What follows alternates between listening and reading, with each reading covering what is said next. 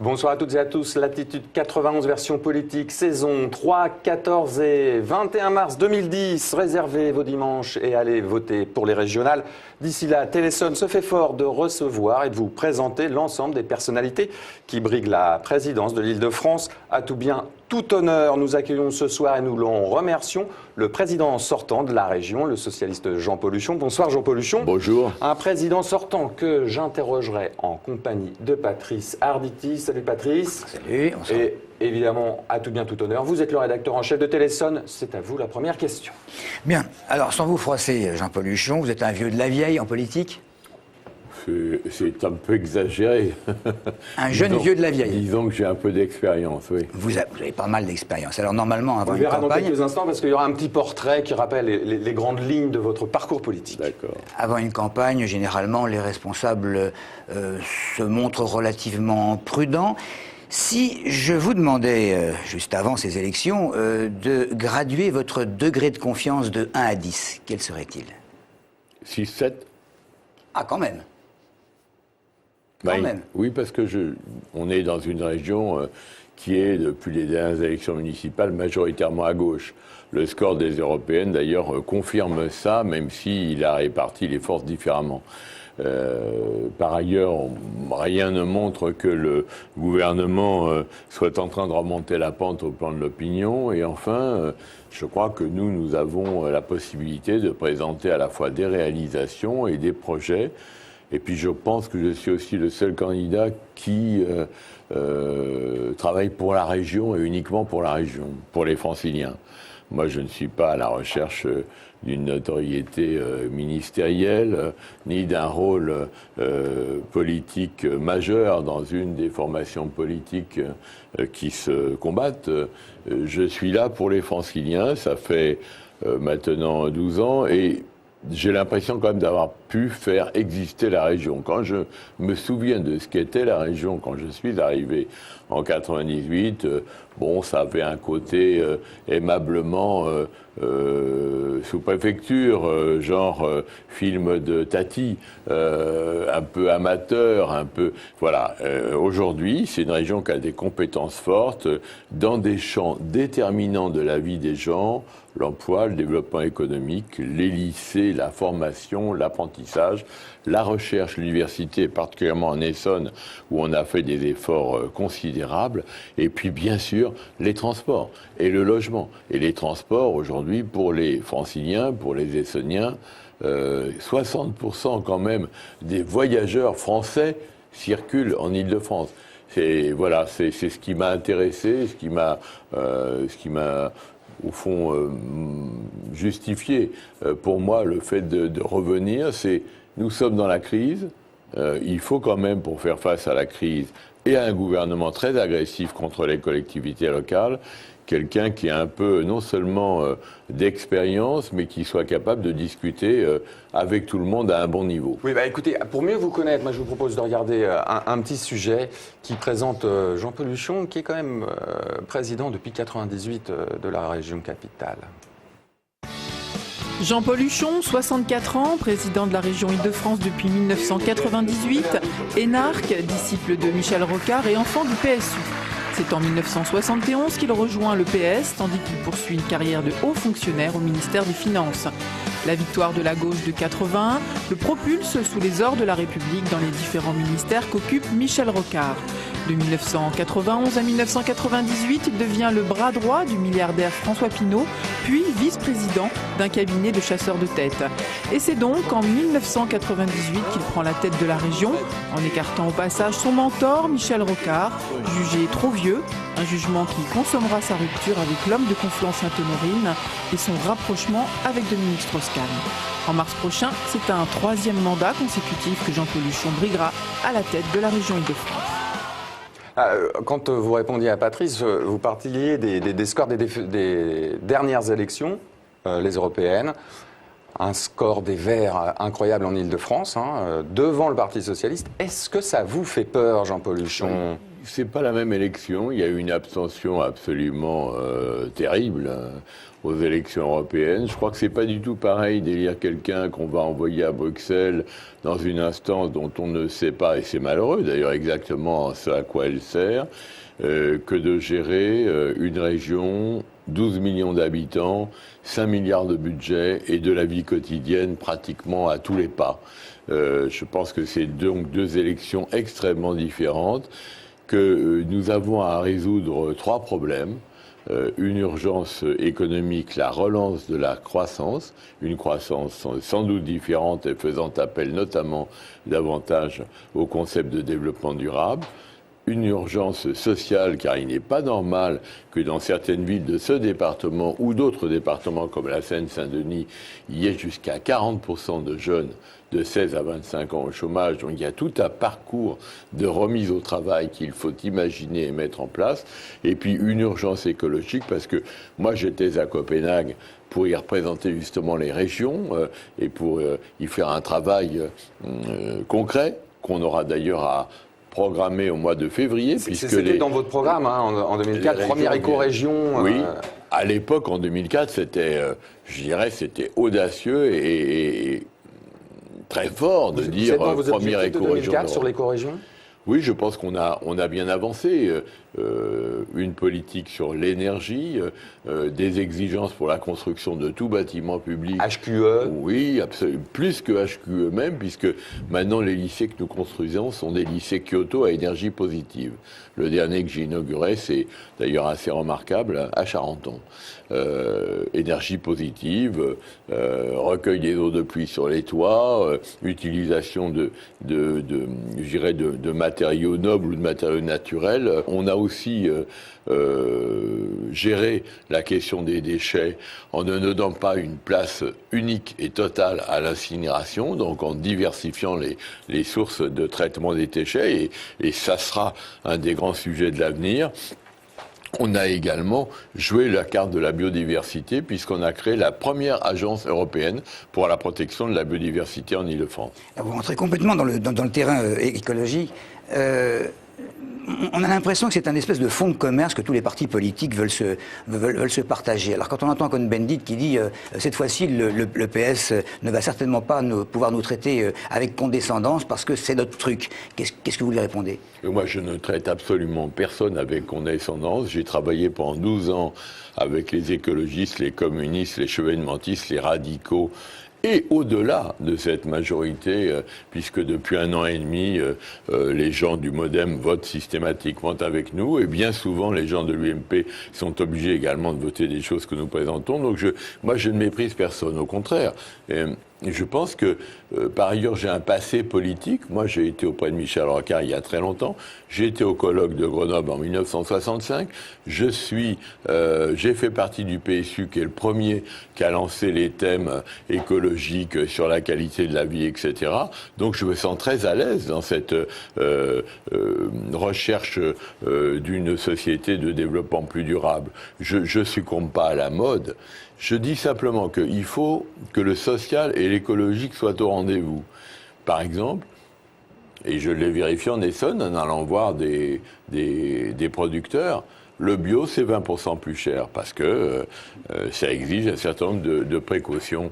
20% plus cher. Il faut que tout le monde puisse manger bio. Pas seulement une fois de temps en temps pour se faire plaisir ou pour se donner l'impression qu'on est écolo. Donc il faut faire baisser les prix de l'agriculture bio. Et comment on le fait ? En subventionnant les exploitations. Et ça dépend de qui ? Ça dépend justement de la région et des départements. Et là, nous sommes au rendez-vous. De la même manière, chauffer sa maison sans perte d'énergie, isolé, double vitrage, etc., tout ça sont des programmes que la région finance et qui permettra à chacun d'être un citoyen écologique. Mais il ne faut pas oublier le social. L'écologie, ça ne peut pas être seulement du punitif et un espèce de silice avec lequel on se battrait pour dire je ne suis pas un bon citoyen, je dois fermer la lumière, etc. C'est pas ça le sujet. Le sujet, c'est que c'est justement les collectivités locales qui aujourd'hui réalisent 80% à peu près des investissements publics qui peuvent réussir. C'est pour ça que je suis allé à Copenhague. J'y ai passé 2 jours, pas plus, mais j'ai voulu rencontrer et Schwarzenegger et tous les autres dirigeants des régions qui disent, eux, nous sommes capables de réduire les émissions de gaz carbonique. Nous sommes capables de lutter contre le réchauffement climatique, mais il faut que les États s'y mettent aussi. Je voulais vous poser une question sur le poids des régions et le poids politique des régions. Aujourd'hui, l'actu de l'Essonne, c'est la venue de président Sarkozy sur le plateau de Saclay pour présenter ses vœux à la communauté de la recherche. Il y a eu le SDRIF, il y a les collectivités locales, mais manifestement, le plateau de Saclay est l'objet de toutes les intentions de la part de l'État. Alors, qui décide de quoi sur le plateau de Saclay? C'est la région, c'est les collectivités, c'est l'État. Il y a la même question avec le Grand Paris de Christian Blanc, qui lui a un grand 8 en préparation, alors que vous êtes le patron des transports avec le STIF en Ile-de-France. Est-ce que vous avez vraiment un poids politique? Alors, regardons le cas de Saclay. Nous, on n'a pas attendu le gouvernement pour investir. Au total, avec le synchrotron, avec tout ce qui touche à l'optique, à la filière optique, avec tout ce qui touche à Neurospin, etc., on a investi plus de 300 millions d'euros, alors que l'État n'a pratiquement rien investi du tout. Alors vous êtes juste là pour payer ou c'est lui qui décide, c'est vous qui payez ou Non, qui décide? c'est pas lui qui décide. Nous avons co-décidé parce qu'une grande partie de tout ça a été fait soit avec le ministère de la Recherche de l'époque, Roger Gérard Schwarzenberg, soit avec les ministres de la Recherche d'aujourd'hui et y compris avec le Premier ministre et Jacques Chirac, puisque c'est Jacques Chirac qui a inauguré le synchrotron et moi j'étais à ses côtés et même on avait tellement payé, c'est-à-dire payé tout, c'est-à-dire à l'époque 1,250 milliard de francs. Département de l'Essonne, 225 millions, le reste la région. L'État, 0. Donc le président Chirac m'a autorisé à dire quelques mots après lui, ce qui est extrêmement rare. D'accord, donc un vrai poids politique. Je vous propose de regarder, on a promené notre micro dans les rues essonniennes et il y en a quelques personnes qui ont des questions à vous poser. Je crois que ça commence avec la jeunesse. J'aimerais bien savoir ce qu'ils veulent faire pour nous aider. Voilà, pour nous aider, ce qu'il va apporter de mieux, de nouveau, ce qu'il veut nous proposer dans son programme et puis voilà. On verra bien et on a tous les deux l'âge de voter, donc on verra si on votera pour lui pour le régional, quoi. Voilà, c'est tout. C'est tout. Voilà. Qu'est-ce que vous allez faire pour la jeunesse et puis les grandes lignes du programme pour 2010? La première priorité qu'on va avoir à conforter là dans la période, c'est évidemment la situation de la jeunesse. Il y a 32% de croissance du chômage des jeunes en France. En Ile-de-France, c'est un peu moins parce que la région résiste un tout petit peu mieux à la crise, parce qu'elle a... Mais avec des poches très fortes, oui, on connaît, mais elle a, disons, une diversité d'emplois et pour peu qu'on soit un peu mobile, on peut arriver, mais c'est pas facile, à trouver un emploi. Ce que je voudrais faire, moi, c'est créer un parcours pour la jeunesse, c'est-à-dire l'aider dès le départ. Par exemple, en matière de santé, il y a beaucoup de jeunes qui ne se soignent pas, qui ne peuvent plus se soigner, et donc financer la mutuelle pour les jeunes. Une mutuelle qui permettra d'aider à prendre en compte l'ensemble des éléments de santé. Aujourd'hui, c'est un sujet vraiment important et qui ne concerne pas que les étudiants. Étudiants, apprentis, jeunes en insertion, jeunes au chômage. Deuxièmement, je voudrais qu'il y ait un parcours logement. C'est-à-dire que, par exemple, l'idée de cautionner, d'aider les jeunes à cautionner la location d'un appartement est une idée qui sera certainement dans le programme. Que la région se porte caution oui, quand on... bien sûr. Alors, ça demande un certain travail avec les professionnels, les compagnies d'assurance, etc. Mais je crois que nous en avons l'expérience et que nous saurions le faire. Et puis, bien sûr, doubler l'objectif que nous nous sommes donné de création de logements d'étudiants et d'apprentis, puisque en Ile-de-France, on s'était donné un objectif de l'ordre de 15 000 logements. On ne l'a pas tout à fait atteint au cours des 10 dernières années. Il faut doubler la mise. La plupart des régions, d'ailleurs, se disent que l'aide au logement un peu aveugle n'est pas nécessairement le plus efficace. Il faut cibler sur les populations qui sont les plus en difficulté. Puis le troisième élément de parcours, c'est l'élément de parcours formation professionnelle et sécurité sociale professionnelle. C'est-à-dire que les jeunes qui sont embarqués dans une formation ou dans une situation d'insertion puissent être rémunérés, disposer d'une sorte d'allocation d'autonomie qui leur permette ensuite de rentrer en entreprise et une fois rentrés en entreprise de ne pas perdre leur emploi, même quand ils vont changer d'entreprise ou de métier, mais d'être formés à l'intérieur de l'entreprise. Ça suppose une mutualisation et donc un débat entre les organisations professionnelles et les organisations syndicales. Nous l'avons fait, nous avons signé avec le préfet, il y a de ça maintenant 6 mois, et avec toutes les organisations syndicales et les organisations professionnelles, le MEDEF, je les ai rencontrés, je suis allé discuter avec eux, une convention qui permet justement d'organiser sur le moyen long terme la formation professionnelle et tout au long de la vie. Il y a également tout ce qui touche à la sécurité des jeunes. Un récent drame dans un des départements dont vous êtes responsable au niveau régional nous le rappelle. On a également subi un certain nombre de drames pas du même genre, mais à peu près ces dernières années en Essonne. Je crois que vous êtes particulièrement touché, que vous avez un certain nombre de mesures que vous voudriez concrétiser. Pour reprendre le drame qui s'est passé au Kremlin-Bicêtre, c'est une rixe personnelle à propos malheureusement d'un prétexte terriblement symbolique et futile, mais il n'y a pas eu de faute de sécurité, ni à l'intérieur du lycée qui était protégé, vidéosurveillé, avec des portiques. Ce n'est pas non plus la faute humaine, puisqu'il y avait suffisamment de surveillants. Par contre, ce que je crois, c'est qu'on ne peut pas laisser l'éducation nationale supprimer comme c'est le cas depuis 2 ans, 30 000 emplois. C'est un problème de poste ? Ben oui, c'est un problème de présence humaine. C'est un petit peu comme la question de la sécurité des transports. Pourquoi croyez-vous qu'il y a des policiers qui se déplacent le long des quais, des gares, etc. C'est parce que la région le finance à travers le syndicat des transports d'Île-de-France. C'est la présence humaine dans les gares, la présence humaine autour des lycées qui est importante. Et moi, je ne demande pas, bien entendu, qu'on installe des portiques, comment dirais-je, identifiant le métal, parce que voyez-vous, les élèves qui viennent au lycée, ils sont souvent obligés d'emporter des compas, des ciseaux, etc. Donc ce serait inopérant.